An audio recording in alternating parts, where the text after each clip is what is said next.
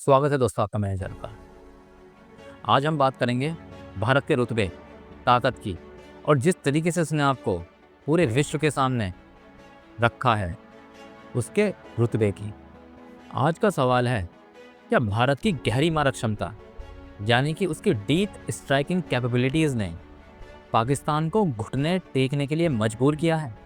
हाल ही में भारत और पाकिस्तान के बीच हुआ सीज़ फायर, क्या ये भारत की सैन्य ताकत का नतीजा था? आइए इसकी पूरी कहानी समझते हैं, वो भी धमाकेदार अंदाज में। 10 मई 2025 भारत और पाकिस्तान के बीच तनाव एकदम चरम पर था। अप्रैल में पहलगाम में हुए आतंकी हमले ने हमसे 26 मासूमों की ज़िंदगी छीन ली।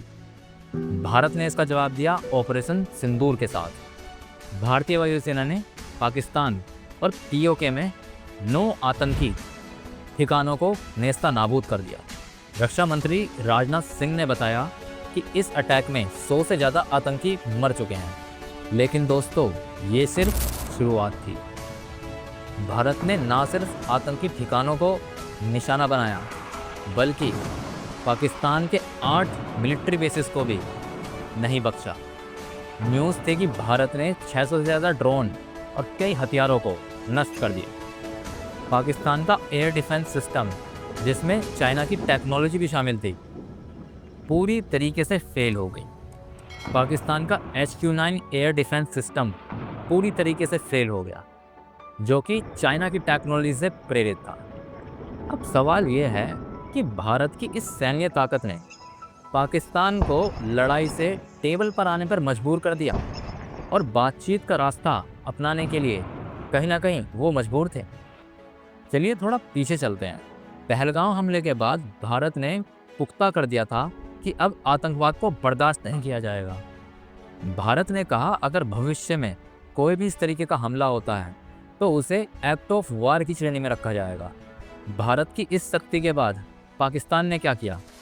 सिर्फ 3 दिन बाद पाकिस्तान के DGMO ने भारत के DGMO को फ़ोन किया और सीज़ फायर की पेशकश रख दी। और फिर अमेरिकी राष्ट्रपति डोनाल्ड ट्रंप का ट्वीट भी आया कि भारत और पाकिस्तान ने पूरी तरीके से सीज़ फायर पर सहमति जताई। लेकिन भारत के विदेश सचिव विक्रम मिस्री ने साफ कर दिया कि सीज़ फायर का समझौता भारत और पाकिस्तान की सीधी बातचीत से हुआ है, ना कि किसी तीसरे देश के दबाव से। लेकिन दोस्तों, कहानी में फिर से एक ट्विस्ट आता है जब पाकिस्तान फिर से सीज़ फायर का उल्लंघन करके भारत को धोखा देता है।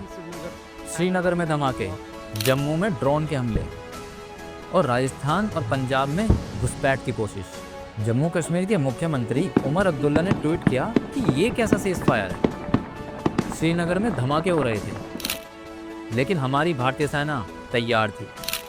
BSF को फुल फोर्स के साथ जवाब देने की अनुमति मिल गई और पाकिस्तान के ड्रोन धूल में मिल गए। तो क्या दोस्तों, भारत की डीप स्ट्राइक कैपेबिलिटीज़ ने पाकिस्तान को बैकफुट पर लाके खड़ा कर दिया? रिटायर्ड कर्नल अनिल भट्ट ने कहा कि पाकिस्तान को इतना भयानक नुकसान हुआ कि उनके DGMO को फ़ोन उठाना पड़ा। भारत ने ना सिर्फ आतंकी ठिकानों पर हमला किया, बल्कि पाकिस्तान की सैन्य ताकत को भी कमज़ोर किया। एक्स पर लोग कह रहे हैं कि भारत ने पाकिस्तान के 8 मिलिट्री बेसिस को नष्ट कर दिया है और इनकी Chinese technology based air defence system को एकदम बेकार कर दिया। लेकिन दोस्तों, बड़ा सवाल ये है कि क्या ये सीज़ फायर ज़्यादा समय तक टिकेगा?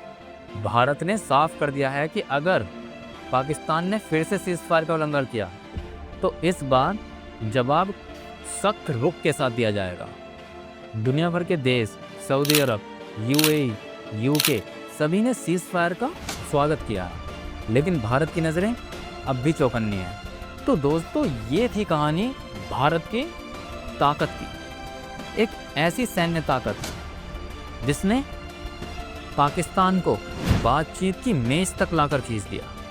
आप मुझे कमेंट में बताइए कि क्या आप मानते हैं कि भारत की डीप स्ट्राइक कैपेबिलिटीज़ ने पाकिस्तान को कहीं ना कहीं बातचीत का रास्ता अपनाने के लिए मजबूर किया? और हाँ, अगर आपको ये वीडियो पसंद आता है तो इसको लाइक, सब्सक्राइब या शेयर करना ना भूलें। घंटी दबाएं ताकि आपको हमारी हर एक अपडेट मिलती रहे। जय हिंद, जय भारत।